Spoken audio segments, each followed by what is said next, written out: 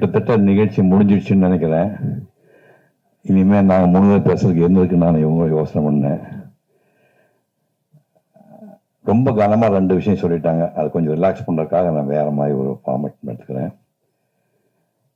இந்த குழந்தைகளில் கிட்டத்தட்ட 80% வந்து நீங்கள் என்னத்தான் ரோல் மாடலாக எடுத்துக்கணும். சூர்யா கார்த்திங்கிறவங்க சிவகுமார்ங்கிற நடிகனுடைய பிள்ளைங்க. நான் வந்து ஒரு ஏழை தாயினுடைய மகன். இப்போ நீங்கள் நிறைய பேர் சொன்னீங்க, அப்பா இல்லை அம்மா இல்லை சொன்னீங்க. அது மாதிரி நான் பிறந்த போதே என் தந்தையார் இருந்து விட்டார். எங்கள் அப்பா என்ன கடவுள்னு எனக்கு தெரியாது. கடவுள் எனக்கு தெரியாது. அம்மாவுக்கு படிப்பறிவு கிடையாது. ஒரு வானம் பார்த்த பூமி ஒரு 8 ஏக்கரா வச்சுட்டு போயிருந்தாரு. அது கூலிக்கு 4 ஆளை வச்சுட்டு அம்மாவும் கூலி வேலை செய்வாங்க. பருத்தி செடி எத்தனை பேர் பார்த்துருக்கீங்க? கிராமப்புறத்துக்கு வந்து கை விட்டு காட்டுங்க. பருத்தி செடி. இந்த பருத்தியில் வந்து எங்கள் காலத்தில் கருங்கண்ணி கம்போடியான்னு 2 குரூப் இருக்கும். கருங்கண்ணிங்கிறது செம்மண் நிலத்தில் விளையக்கூடியது. கம்போடியாங்கிறது கரிசல் மண்ணை விளையக்கூடிய ஹைடெக் பருத்தி. அது செம்மணத்தில் கருங்கண்ணி வந்து பருத்தி எடுத்து முடிஞ்ச உடனே அந்த காஞ்ச போன அதுக்கு வேலை மாறு, பருத்தி மாறுன்னு சொல்லுவாங்க. அதை வந்து மனுஷங்கன்னா பூமியிலேருந்து பிடுங்கி எடுக்கணும். ஒரு 6-7 பேர் வந்து அது கூலிக்கு பிடுங்கிட்டு இருக்கும்போது எங்கள் அம்மாவும் கூட போய் பிடுங்குவாங்க. அந்த சாயங்காலம் வரைக்கும் நீங்கள் பார்த்தீங்கன்னா ரஃபா கணக்கு போடுங்க, ஒரு 10,000 பருத்தி மாறும் நீங்கள் சாயங்காலத்தில் எங்கள் அம்மா பிடுங்கி ஆகணும். பிடுங்கினா ஈஸியாக வராது. முக்கி பிடுங்கி எடுக்கும்போது 10-15 பிடுங்கும்போது லேசாக அது சிவப்பு கலராகி கொஞ்சம் நேரமாகி மத்தியானத்துக்குள்ளே இது தோல் உறிஞ்சிடும். முதல்ல கொப்பளமாகி உள்ள மாற்றுறதுக்கு அப்புறம் அதே உறிஞ்சிடும். நான் பல தடவை என் தாயாரை மாலையில் போய் பார்க்கும்போது வெள்ளை துணி சுற்றிட்டு இருப்பாங்க. அந்த துணியை பிரித்து காட்டினா உள்ள வந்து சிவப்பாக திட்டிருக்கும். அந்த துணியை ஃபுல்லாக எடுத்தால் ரத்தம் வந்துட்டுருக்கும். இப்படியெல்லாம் வேலை செய்த என் தாயாரை நான் கண்ணால் பார்த்தவன். பஞ்சம்னா அவங்களுக்கெல்லாம் என்னென்னு தெரியாது. பஞ்சம்னா உணவு தான், எதுவுமே விளையாது. இந்த காலகட்டத்தில் ஒட்டக பால் பவுடர் கொடுப்பாங்க. ஒட்டக பால் பவுடர் சாப்பிட்றவங்க யார் இருக்கீங்களா? அங்கே யாராவது கை தூக்க முடியுமா? ஒட்டக பால் பவுடர் இங்கே கல்யாணி ஒருத்தருக்காரு. ஒட்டக பால் பவுடர் ஒன்று கொடுப்பாங்க. அதை வந்து ஹாட் வாட்டரில் போட்டு கொஞ்சம் சர்க்கரையும் போட்டு குடிக்கும்போது அந்த கவுச்சி வரும். இந்த ஒட்டகத்தோட நாத்தம் வருது. நான் குடிச்சிருக்கேன் ஒட்டக பால் பவுடர். இதுக்குமே வசதி இல்லாதவங்களுக்கு ஆத்தோரம் கற்றாழைன்னு கிராமப்புறத்து மக்களுக்கு தான் தெரியும். கற்றாழையில் அந்த இலைகளை வெட்டிட்டீங்கன்னா கீழ்ப்பு அடியில் வந்து ட்ரங்க் இருக்குது, அடி மரம் இருக்கும். மரத்தில் கடப்பாறையை போட்டு நம்பினீங்கன்னா உள்ள வந்து யானையோட தந்தர் கலர் ஒரு வெண் பழுப்பு கலரில் கிழங்கு வரும். அந்த கிழங்குல வந்து இவ்வளவு இது பேர் குதிர்னு பேர். மொடாங்கிற சிறுசாக இருக்குது, பெருசாக பேர் குதிர்னு பேர். குதிருக்குள்ள ஒரு பாதி குதிருக்கு வந்து கட்டி அதை போட்டுட்டு கொட்டையை நீக்கி நார் வச்சு இவ்வளவு புளியை உள்ளே போடணும். அதுக்கப்புறம் கருப்பட்டி வந்து தட்டி ஒரு 10-20 கருப்பட்டி வட்டு அதை உள்ள தட்டி உள்ளே போடணும். போட்டு ஒரு பாதி குதிரைக்கு தண்ணி ஊற்றி 24 மணி நேரம் இறைச்சிங்கன்னா அந்த பழுப்பு கல்லில் உள்ள அந்த கிழங்குல வந்து இந்த புளியோட எசன்ஸும் கருப்பட்டி எசன்ஸ் சேர்ந்து திருநெல்வேலி அல்வா கலர் இருக்கும். இதை வச்சு பார்த்தீங்கன்னா திருநெல்வேலி அல்வா மாதிரியே இருக்கும். சாப்பிட்டீங்கன்னா 2 ஹவர்ஸில் லூஸ் மோஷன் போகும். இதையெல்லாம் நாங்கள் சாப்பிட்டு பார்த்துருக்கோம். படுத்துட்டு இருக்கும்போது திடீர்னு எனக்கு சாப்பாடுன்னா எங்கள் காலத்தில் சாப்பாடெல்லாம் தினம் சமைக்கிறதுலாம் கிடையாது. காலையில் முந்தின நாள் செஞ்சு பழைய சாதம் இருக்கும், சோளச்சோறு இருக்கும். அடிப்பத்தினா அதுக்கு இப்போ தீவச்சோறு சொல்லுவாங்க. தீவச்சோறத்துக்கு ஒரு சின்ன பீஸ் போட்டு பால் எப்படி மாடு இருக்குனால தயிர் கிடைக்கும். தயிரும் தீவச்சோறு போட்டு தான் நான் அந்த ஒரு 6-7 ஆண்டுகள் படிக்கும்போது காலையில் சாப்பிடுவேன். அப்புறம் தாங்க முடியாமல் ஒரு இடத்துல எங்கள் அம்மாட்ட பொங்கச்சோறு போட முடியாமல் நீ எதுக்கா நீ பெத்த அப்படின்னு கேட்டேன்.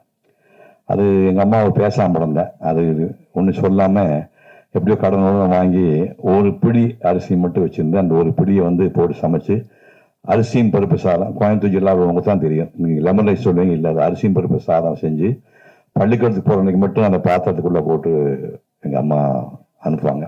மற்ற நேரத்தில் கிடைக்காது. சாயங்காலம் கொள்ளு, தட்டைப்பயிறு, பச்சைப்பயிறு, சுண்டல், அதான் நைட் சாப்பாடு. போகும்போது ஊருக்குள்ள பள்ளிக்கூடம் கிடையாது, மின்சாரம் கிடையாது, டாய்லெட் கிடையாது, குடிநீர் கிடையாது. பக்கத்தில் ஒரு கிலோமீட்டர் தூரத்தில் ஒரு ஊரில் போய் படிக்கிறோம்னா அங்கே வந்து தனியார் பள்ளிக்கூடம் பிரைவேட் வாத்தியார் ஒருத்தர் இருக்கிறாரு, கல்யாணசாமி நாடு இருந்தார். ஊருக்கு கோயிலை விட்டு தனியாக மொட்டமே ஒரு மொட்டை மண்டபம்னு ஊருக்கு நடுவில் ஒரு மண்டபம் இருந்துச்சு. அந்த மண்டபத்தில் வந்து தரைப்பகுதி இந்த ஹைட் இருக்குன்னு பூரா தூசி வந்துட்டு இருக்கும். ஸ்கூலுக்கு வர வழியில் வந்து மாடு சாணம் போட்டுருக்கோம். சாணத்தை வந்து ஒரு கூடையில் நாங்கள் அள்ளிட்டு வந்து அதை அப்படியே கரைச்சி விட்டு முதல்ல சாணம் போட்டால் சாணத்தில் புகை வரும். சாணம் போட்டு பார்த்துக்கணும், நீங்கள் மாடு சாணம் போட்ட உடனே அதில் ஒரு புகை வரும். அது போல அந்த அம்மா பார்த்துக்கோங்க. சாணம் போட்டு அந்த புகையோடு அந்த சாணத்தை எடுத்துகிட்டு போய் கூடையை போட்டு பிசைஞ்சு கரைச்சி அதை வந்து மெழுகி விட்டு அது காஞ்சதுக்கப்புறம் அதுதான் உட்காந்து ஒரு 30 பேர் நாங்கள் படித்தோம். அப்படி 1ஆம் கிளாஸ்க்கு 1 ரூபா, 2ஆம் கிளாஸ்க்கு 2 ரூபா, 3ஆம் கிளாஸ்க்கு 3 ரூபா, 4ஆம் கிளாஸ்க்கு 4 ரூபா, அப்புறம் 5ஆம் கிளாஸ் நேராக சூடு பள்ளிக்கூடத்துக்கு போகணும். அந்த காலத்திலேயே வந்து ஒரு மேத்ஸ்ல ஜீனியஸாக இருந்தவர். நான் பல இடங்கள்ல இந்த கதை சொல்லியிருக்கேன். எங்கள் பசங்க கோச்சிக்குவாங்க, இது எங்கே போனால் இதையே சொல்லிட்டு இருக்கீங்களான்னு. இருந்தாலும் பரவாயில்ல, மன்னிச்சுங்க, இங்கேயும் சொல்கிறேன். ராம்ஜியா சொன்னால் சந்தோஷமா இருக்கேன். காலரைக்கால் காசுக்கு 4 கத்திரிக்காய், 1 காசுக்கு எத்தனை கத்திரிக்காய்? இப்போ நான் சொல்றீங்களா? காசு வச்சிருக்கேன், ரெடியா காசு வச்சிருக்கேன் சொன்னீங்கன்னா அது பாருங்க, 1000 ரூபாய் கொடுக்குறேன். காரைக்கால் காசுக்கு 4 கத்திரிக்காய், 1 காசுக்கு எத்தனை கத்திரிக்காய்? இந்த கணக்கெல்லாம் 4 வயசுக்குள்ள போட்டு 4ஆம் கிளாஸுக்கு முடிச்சுட்டு அப்புறம் அங்கே போனோம். அங்கே போனோம்னா 6, 7, 8க்கு 2.25 ரூபா ஃபீஸ், 9, 10, 11க்கு 5.25 ரூபா ஃபீஸ். இப்போ வரும்போது டோட்டல் பண்ணி பார்த்தேன், 365 ரூபா 50 பைசா. எனக்கு வந்து SSLC முடிக்கிறதுக்கான செலவு 365 ரூபா 50 பைசா. இப்போ கார்த்தி பையனை ப்ரீகேஜி சேர்த்து விட 2.5 லட்சம் ரூபா கேட்குறாங்க. கற்பனை பண்ணி பாருங்க, பைத்தியம் முடிச்சுதான் நினைச்சு பாருங்க. 365 ரூபா 50 பைசால நான் ஸ்கூல் பையனில் முடிச்சுட்டேன்.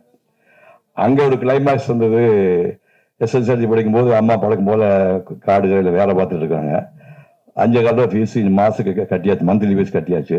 ஒரு வாரம் கழிச்சு தலையை சொல்லி என்னடான்னு கேட்டாங்க.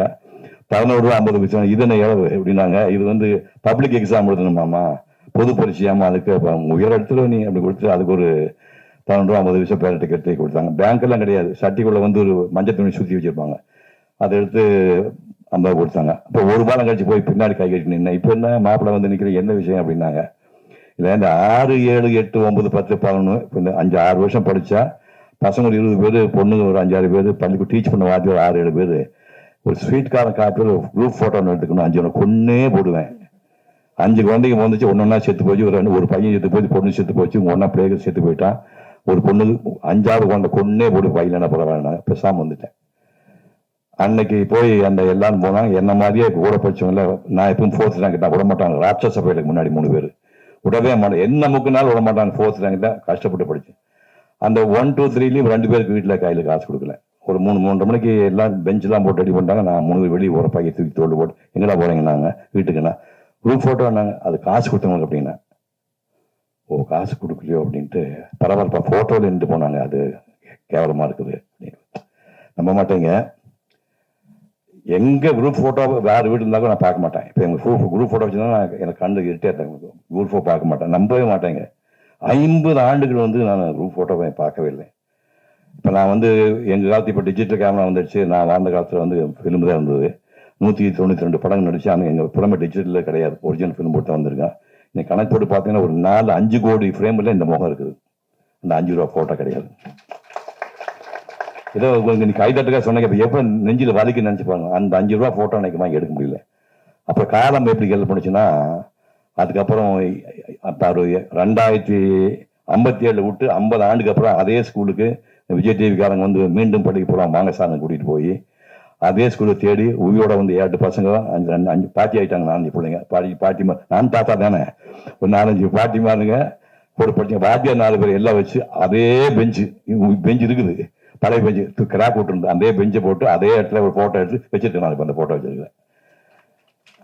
அதுக்கப்புறம் என்ன பண்ணேன்னா, ஒரு CEO அதிகாரி சொன்னார், கவர்மெண்ட் பள்ளிக்கு காசு யாரும் கொடுக்க மாட்டாங்க, கல்யாணி சார் தெரியும், பிரைவேட் பள்ளிக்கு நிறைய கேபிடேஷன் ஃபீஸ் வாங்குவாங்க, கவர்மெண்ட் பள்ளிக்கு காசு கிடைக்காது, நீங்க படிச்ச பள்ளி உங்க மாதிரி முக்கியமான நீங்க தத்தெடுத்துட்டா அந்த பெரிய புண்ணியம் கிடைக்கும் பாருங்க. அந்த வினாடியே இந்த பள்ளியை தத்தெடுக்கணும்னு சொல்லி தத்தெடுத்து 1 ரூபா போய் 26,000 ஒரு மீட்டிங் கூப்பிட்டு பில்லு நேரம் அங்கே ட்ரஸ்ட் அனுப்ப சொல்லி நானே ரெடி பண்ணி இப்போ வந்து அந்த ட்ரஸ்ட் வந்து 30 லட்சம் ரூபா சேர்த்து வச்சு 10 நாளைக்கு முன்னாடி இந்த பொண்ணு எங்கடாது பிரைஸ் வாங்கிச்சு, எங்கள் ஊர் பொண்ணுங்க, இந்த பொண்ணு சூலூர் பொண்ணு அதான் இருக்கு பாருங்க, அந்த பொண்ணு வந்து பிரைஸ் வாங்கியிருக்குது.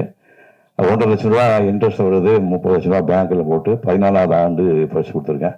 இதெல்லாம் எதுக்காக சொல்ல வரேன்னா, எங்க பிறந்தேன், நீங்கெல்லாம் என் மகள் பேரம் பேத்தியெல்லாம் கிடையாது, நீங்களாம் நம்மளாம் ஒரே ரத்தம், நம்ம ஒரே ரத்தம். நீ நினைச்சீங்கன்னா சிவகுமார் ஒண்ணுமே இல்லை, சிவகுமார் சாம்பிள். நீங்க வந்து உங்களுக்கு இமயமலை இருக்கு, இமயமலை உங்களால் தொட முடியும். ஒரே விஷயம், கல்வி. அந்த 11 பேர் படிக்க ஆரம்பிச்சு நான் ஒரு சந்தா தெப்பு தேடி வெளியே வந்தேன். அந்த கல்வி தான் காப்பாத்திட்டு, கல்வியும் ஒழுக்கமும். காப்பத்திப்பட்டு 68 வருஷம் ஆகுது. கை தூக்குங்க, காபி சாப்பிடலாம், கை தூக்குங்கப்பா, ₹1 இருக்க மாட்டீங்க, தூக்குங்க. பரவாயில்ல, 2 மணி கை தூக்குறாடா மகனே ராஜா, காபி வீட்டுல போட்டுல இல்லையா, அப்படி வா, போட்டு கொடுத்து சாப்பிடாம இருக்கானே பெரிய ஆளு பிருந்தாசாரி சொல்லியா, போட்டு கொடுத்து காப்பி 1058 கப்பு இது வரைக்கும் நாக்களுக்கு படல. அப்ப எதுக்கு நம்ம காப்பியே சாப்பிட்டேன்னா தண்ணி அடிப்போமா, மொத்த சமாதானம் பண்ணுவோமா? கல்வியும் ஒழுக்கமும் தான் உங்களை இமயமலை உச்சியில் உட்கார வைக்கும். நன்றி, வணக்கம்.